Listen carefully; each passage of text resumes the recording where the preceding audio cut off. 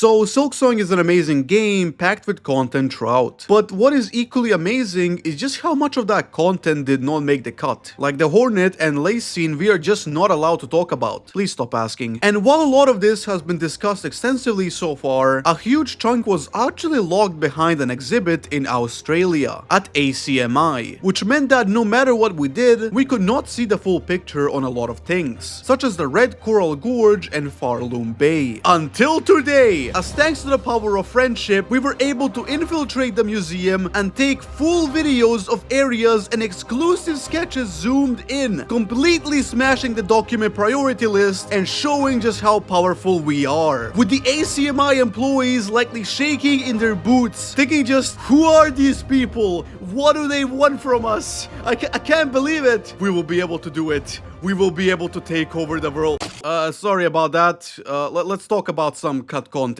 This is technically part 2 of my previous cut content video, but you can watch this one before watching that one, as I will provide some context on the topics we will talk about. So before we finally begin dissecting all of this new information, we must get something out of the way. The ACMI map is a lie. This is no exaggeration, and the dates on the maps do not actually correlate with the development dates. The obvious problem here is the August 2025 map, the last map ever given to ACMI and the one that should theoretically be displaying the finalized state of the game world before release. But it just doesn't. Some of the rooms that actually appear in the game, such as for example the nameless town, the chapels and the subworlds, do not appear on the map. The map itself, however, also shows locations not found in the game, like the mysterious High Holes room with clear paths leading to it, and even things like this weird extension on top of Mount Faye, which are nowhere to be found in the actual game map. This makes me think that this whole map may actually not come from August 2025, because how would Team Cherry be able to make so many interesting changes that quickly? I mean, it was supposedly taken in August, so we don't even know if it was taken earlier or later that month, and Silksong was released in the beginning of September. This is when more inconsistencies began to line up, as looking at the state of bile water shows us that the spikes are actually red. These spikes, known in the game files as assets carried over from the gloom, are colorized in a green color. In 2022, we got a shot of this room during the Xbox trailer, and it was indeed housing green spikes, meaning that it was only this room that was actually updated at the time, all the way to supposedly this year. There is also the inconsistency in Sinner's Road, where it still has that gray hue and even has blue water, which makes no sense. This means that the developers would have had to make all of these changes and colorize new assets in just supposedly less than 1 month before the release of the game, which, you know, seems a tad bit too suspicious to me. So what is actually going on here? Well, it is kind of impossible to know. We know that Team Cherry and ACMI began contact around 2024, so it is possible that these maps got sent to them around that time. And knowing ACMI, they may have just plonked the 2025 date on this map for whatever reason. They are known to make many mistakes with area names and text after all. However, I do not want to speculate too much here. A small thing I found interesting, however, is that the map doesn't seem to be tied to any game mode, as we can see the Steel Soul exclusive rooms as well, which all got added in the latest 2025 map, which could imply that Steel Soul was added very late into development. It seems like there is a lot of confusion regarding these maps and why they are the way they are. So yeah, they are just a straight up lie in one way or another. And with that out of the way, let's start with what is likely the biggest discovery in recent weeks: the full extent of the Hunter's Nest. This area was the original version of Hunter's March, shown back in the 2019 reveal trailer, before being heavily sized down and reworked, and thanks to the recent ACMI zoom-ins and sketches, we can fully figure out what was actually going on. The zoom-ins we got come from the legendary Charlie Wilson, who is coincidentally one of my patrons. This means that all of you need to subscribe and check out my Patreon. Seriously though, these videos take a lot of research and effort, so support would be greatly appreciated. Alright, that's enough shameless plugging. The general layout of the nest was very similar to the March, but there are a few major differences that can be immediately noticed, such as the platforming feeling a bit harder originally. Something that was discovered quite a bit ago now was that the original Deep Docks entrance used to be locked, with a lever behind it. This meant that the player could enter the docks in 2 different ways: through the arena that guards the mass shard in the final game, or Hunter's Nest. The arena is kind of interesting because in the final game, the player needs the cling grip to even access it. This would mean that it is possible that in earlier development, the player would be forced to trek through some of Hunter's Nest to enter Deep Docks through the back door and unlock the main door later. This also may be the reason why in the original demo the player starts at this specific bench, after already acquiring a dash. This is speculation, however, and it is impossible to know the full extent of it. The nest seemed a bit more structured compared to the march, as we can see many of these hallways and corridors that could have been made by the ants. The huntress was also originally located here, lining up well with the description Lev gave for her back in 2020. I've always wondered what they meant by cursing the citadel above, since huntress is now located in the ducts, which is right next to the citadel rather than below it. This is the location I've guessed she would be in my previous video, so take that, doubters, I win. The Scar Merchant also used to be in this location in Farfields, and the connection to the halfway home is also there. And man, it's just so cool. I wish this was still in the game. Some strange things is how the Carmelita area is conceptualized as an ant grey mound, while in a later version we can see that the end of the area has what looks to be a structure, possibly leading to her opera. And there are these two strange subworlds. One looks to be some sort of house with a battle arena, the other looking to be an early version of the Chapel of the Beast, as we can see the cages in the background. Speaking of the chapel, it was discovered recently that by manipulating scenes in the Savage Beastfly room, a corpse of a strange ant can be enabled, which reacts to whenever the Beastfly rams into the walls. The game files call this guy the Beastmaster. To understand what this means, we have to look outwards, inside of Ari Gibson's sketches. The Beastmaster is mentioned quite a lot in these, with unique sketches and text describing the bug. It seems to have originally once been a boss, part of the Ant Chieftains, which sat on this Coal King throne, while also being guarded by Last Claws? Yeah, the Last Claws, the ones that guard Carmelita inside of her memory. These guys were conceptualized as Bone Hunter Chiefs, and they would seemingly guard the chieftains. This boss also had his own arena, and that arena is still found in the game today, being the Savage Beastfly arena, and even the Skull King throne is still here in some shape and form, due to the assets found here having the internal prefix Beastmaster. However, as we know, the Beastmaster is actually a corpse in the current version of the game, possibly meant for the player to find as they were fighting the Beastfly. Where this becomes even weirder is when you realize that Gur the Outcast, yes, that weirdo in Farfields who barely has any lore about him, is actually referred throughout the entire sketchbook as the Trap Master, who also has a throne in his room as well. According to the sketches, it looks like the Trap Master also had a dungeon at some point in time, likely to be this subworld. While he did actually make it into the final game as Gur the Outcast, the same fate was not shared with the Beastmaster. So what does all of this actually mean? Well, there is a connection that can solve this entire mystery, and it's the goddamn floor. If we pay attention inside of the Beastfly, Gur the Outcast, and Carmelita rooms, we can see this strange asset on the floor in every single arena. This asset supposedly indicates that whoever we are fighting is an important ant figure, as it is only used in these three places and is nowhere else to be found in the game. Now, what I say after this point is speculation, but is quite likely to have been the case. Just had to get that out of the way. It seems like the Beastmaster and Trap Master were originally bosses the player had to defeat to access Hunter Queen Carmelita. As for why that was the case and what the point of fighting Carmelita was is impossible to know. Considering the Beastmaster was replaced by the Beastfly, it's possible that its moveset may have been similar somehow, and it makes sense why the Chapel of the Beast is filled with cages of different bugs. They were all captured and trained by the Beastmaster. The Beastmaster's corpse being in the room in the final version of the game may have implied that he had been unable to tame the Savage Beastfly and ultimately got killed. And you know, I can't blame him. Hornet may have been able to find a thread here for the needle in or something, but it got cut because it would have been unrelated to the actual march and hard to develop around. Gur, on the other hand, likely had some sort of followers of his own, as his arena is filled with strange masks and a throne. There's a reason why he is called the Outcast. He likely did something in the past that made the other ants exile him or at least be wary of him. Since we know that Carmelita was alive and in her prime during at this point in development, something regarding these two figures had to be related to her. And while it is impossible to know what that is, this is the farthest we can go. Since this is important for the discussion and I need an excuse to talk about it, there has also been some developments in the Strung to Serve ending that likely help us solve this Hunter's Nest mystery. We know that the player would have had to ring every single bell to get the true ending of the game, and two of these missing bells were located to have been in the sands of Karak and Bilehaven, as the player would have needed to traverse and conquer most of the map. However, a bell is nowhere to be seen in the Hunter's Nest, and there are no leftovers in the code indicating that the bell was ever even placed here. This means that all of this, Carmelita, the Beastmaster and the Trap Master, and the entirety of the nest was completely optional content. And where would all of will this optional content lead, you may ask? There is this strange asset called Pale Oil Large Ant, indicating that maybe, just maybe, the player would obtain the last pale oil in Hunter's Nest, not the Flea Festival, as we know that had to be added after 2022. It also always bothered me how the fleas even got the oil, like, do they just shit it out? So yeah, while it is impossible to know what the point of the entire area was, we can piece together some vital information about the bosses and potential rewards. It's kind of strange how the Hunter's Nest was likely the area with the most bosses in the game in early development, and how it became one of the smallest areas today. A bit of a shame. I also do not know where this room is on the map. I could not find it, so it might be that this room was created as proof of concept specifically for the trailer, and it was never even placed on the map. Thanks to a determined individual known as Griffin, we were able to get clear zoom-ins of the Clover Grove, internally known as the Aspids. The Clover area seen briefly in old pre-release material that turned into Verdania and the Weavenest, the original Atla before it was sized down and turned into other Weavenests on the map. It really feels good to know what would actually be located after that Craggler sequence. It seems like there was a bench here and some strange structuring where the mass shard is supposed to be. Even in its early stages, the Grove had the Verdania-esque platforming using the flower bulbs. Pretty interesting how this concept got realized super early into development, and I wonder if it would have caused players the same problems as the bulbs in Hunter's March do today. The big lake room at the end of the area is still there, and while I do not know what its use would be, we can see these strange poles. It was indeed a very vertical area, just like Verdania. But here is the catch. The Grove home of the Green Prince can be seen here as well. This could mean that the Green Prince was part of the game during this time, but that is impossible to know, especially when we take a look at this subworld stored separately on the map. This is a subworld the player would have possibly entered by going into the Grove home, and it seems that it is the only entrance leading anywhere in the Aspids. This light seems to indicate the entrance, and there was a massive platforming section before the player would be led into what looks to be a Weaver Spire. I really wonder what ability Hornet would have obtained here, but it's possible that it would have been the Sharp Dart, as that is of course what Hornet gets in Weavenest Karn. There are also a few rooms that stand out here, but I really cannot tell what they are, and none of them look like the boss arenas. The most strange thing about this subworld is that it houses some sort of withering effect, mainly on some of the ground. This withering effect gets very strong around the top of the Grove, where it seems to have consumed the land, which leads into a strange water-filled room, and I don't understand the purpose of it. However, the withering rooms themselves seems to have a lot of spikes that are just out of place for this type of area, with some runes being covered with them. We can see that the path to the coral steps had what looks to be a lightblood bud and some butterflies. We're going to come back to this a bit later. Lastly, the Aspids actually had another entrance, or should I say exit, leading out to Bonegrave. The way Bonegrave is colored in the map has that same hue as the withering effect, so it may be related somehow. Bonegrave itself actually used to have an inside that is much larger than the one in the final game, and likely wasn't a chapel. I need to give you a bit of context for this one. You see, in the original reveal trailer, the crest Hornet was wearing seemed to be Wanderer. However, every single attack she performed actually came from the Hunter moveset. This meant that it is very likely that Wanderer was the original name for the Hunter crest, and the actual Wanderer we know of today was conceptualized a bit later. This makes sense, as there would be no need for any chapels in this version of the game. They seem to have all been added later. The Chapel of the Wanderer is also referred to as the Mausoleum internally, and it would likely be the only entrance into the Weavenest. How does that make sense, you may ask? Couldn't the player enter through one of the Weaver doors in the Moss Grotto? Well, not really. This is because the Needlein was actually located inside of the Weavenest. This is really weird because it raises a lot of questions